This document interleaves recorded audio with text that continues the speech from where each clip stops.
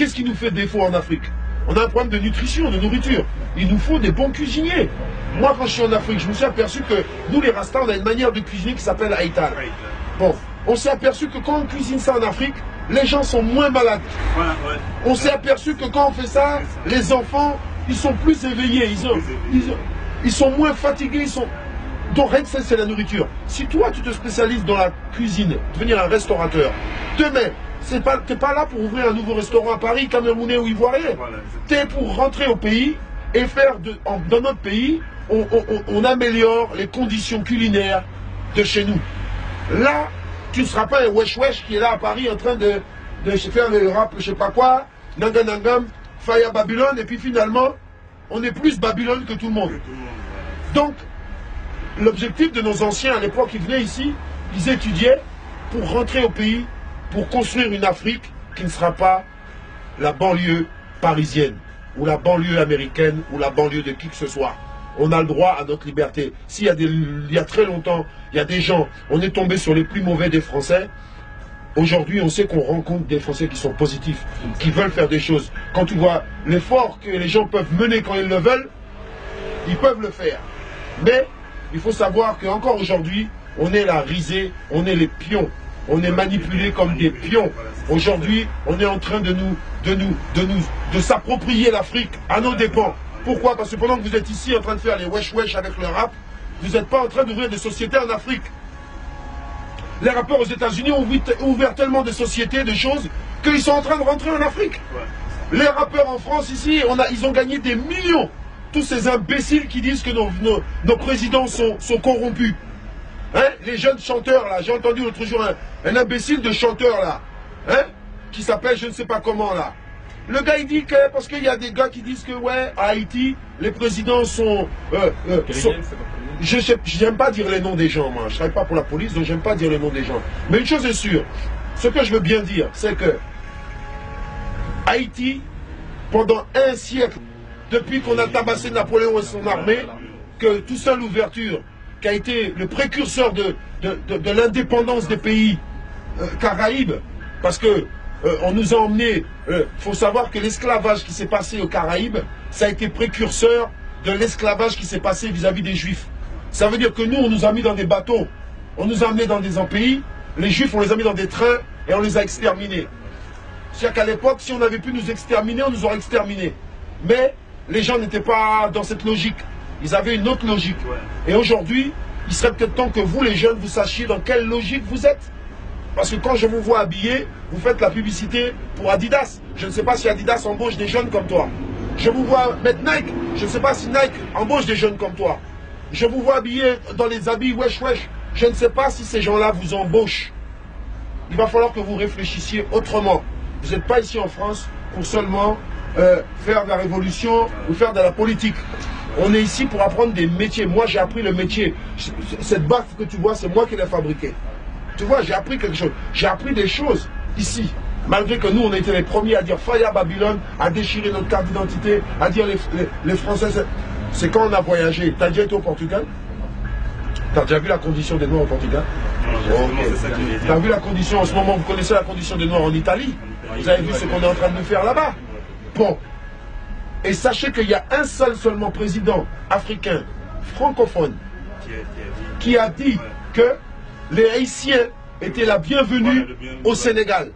J'aimerais savoir ce qu'on a fait pendant 1000 ans à la Martinique, ce qu'on a fait pendant 1000 ans à la Guadeloupe, et ce qu'on a fait à la Guyane pendant 1000 ans, pour que tout le monde renonce à cet esprit qui est en train de dominer le monde, où on parle d'universel maintenant. Tout le monde sait lire et écrire, tout le monde parle plusieurs langues. On est tous, c'est fini la domination par la force, la domination par l'intellect. Non, ne parle pas d'économie, parce que comme je te dis, tout ce que tu es habillé là, c'est toi qui donnes le pouvoir à ces gens-là. Moi, je ne parle pas de domination économique, puisque moi, regarde mes habits. Voilà mes habits. À part le téléphone portable, mes habits s'identifient à mon système économique. Ne fais pas un mauvais jugement. L'économie, c'est quand c'est dans les mains de mauvaises personnes que ça fait du tort. Mais l'économie, pour l'instant, c'est le seul moyen que les gens ont trouvé pour gérer toutes ces multitudes du monde maintenant. Mais pour revenir, c'est que le combat, il est parce qu'il y a les gens qui pensent humainement et tu as des gens qui pensent inhumainement. Ça veut dire qu'aujourd'hui, on a entraîné des générations entières à s'inhumaniser. Ça veut dire que maintenant, dans un film, tu vas voir un gars donner un coup de pied dans la figure d'un gars. Il y a 20 ans de ça, tu ne voyais pas ce genre d'action à la télévision. C'est comme pour Haïti, encore une fois. Les premières images qu'on a vues, c'est quoi? C'est des cadavres. On nous a humiliés. Les journalistes qui auraient pu avoir la décence de cacher ces images.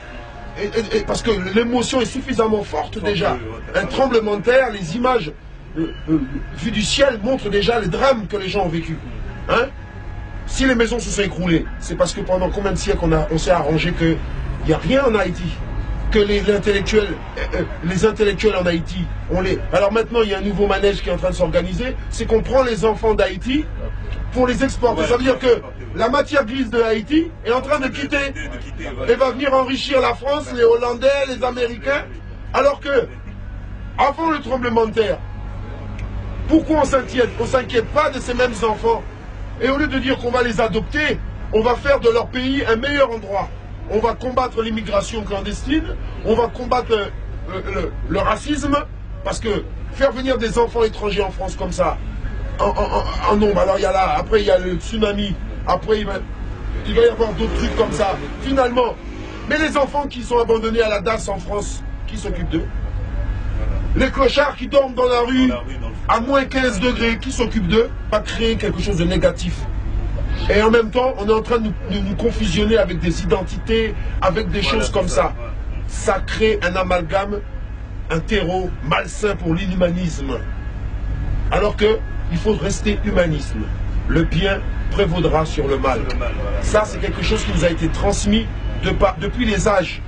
Et il faut que les humains, ceux qui s'humanisent, s'accrochent bien à ces principes.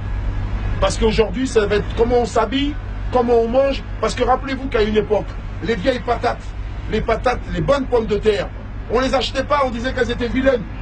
Ils ont fabriqué, ils ont déshumanisé la pomme de terre, ils nous ont fabriqué une espèce de pomme de terre. Tu souffles sur la pomme de terre, la peau elle s'enlève tout seul. Maintenant, à l'époque où la pomme de terre était bonne, on nous a dit délaissez ça, c'est pas bon, c'est pas joli, c'est pas moderne. C'était pas cher pourtant. On nous a vendu des pommes de terre très chères. Tu souffles dessus, hop, la peau s'en va. Tu regardes la pomme de terre pendant 10 minutes, elle est cuite. Mais aujourd'hui, on s'aperçoit qu'on est malade. On a modifié notre génétique. Génétiquement, l'humain est en train d'être modifié par ces inhumains qui font la nourriture, par ces inhumains qui nous habillent, par ces inhumains qui font des maisons pour nous, par ces inhumains qui nous mettent des appareils qui nous diluent du mensonge, des fausses images qui nous font rêver des cauchemars. Parce que quand tu vois des cadavres à la télé, mais tu fais des cauchemars la nuit. Dans le temps, quand tu avais vu un cadavre, il fallait couper tes cheveux. C'est pas tout le monde qui doit voir les cadavres. Un cadavre, c'est quelque chose. Mais aujourd'hui, c'est devenu banal. Voilà, et vous, les jeunes, on est en train de vous déshumaniser au quel point que on veut vous rendre capable de donner la mort dans les conditions les plus viles. Jusqu'à on veut que vous vous transformez en horde de chiens. C'est ça que la société est en train de préparer. Cette horde de chiens qui vont dévaler dans les rues. Des centaines de jeunes qui vont marcher comme des chiens abandonnés. C'est ça que la société est en train de faire de vous. Pour ça, il faut mettre bien, vous remettez vos pantalons, remettez-vous bien. Parce que, non, tu es un Africain, on a un passé qui est dur. On a un présent difficile, mais on espère avoir un avenir radieux. À l'époque, on avait dit à tonton David de chanter le blues des Rastas. Monsieur Je sais tout a voulu faire le blues des racailles. Il a fait de vous des racailles. Vous comprenez ça?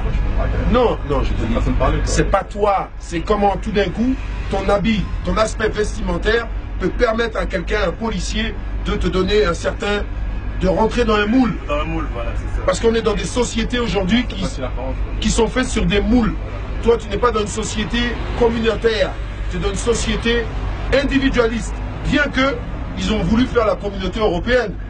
Donc pour des gens qui sont anti-communautaires, on ne sait pas pourquoi, comment ils vont faire la communauté européenne. Parce que la communauté européenne, ça sera une communauté. Donc, les gens qui prônent à la télé l'anticommunautarisme, on ne sait pas comment ils vont faire la communauté européenne.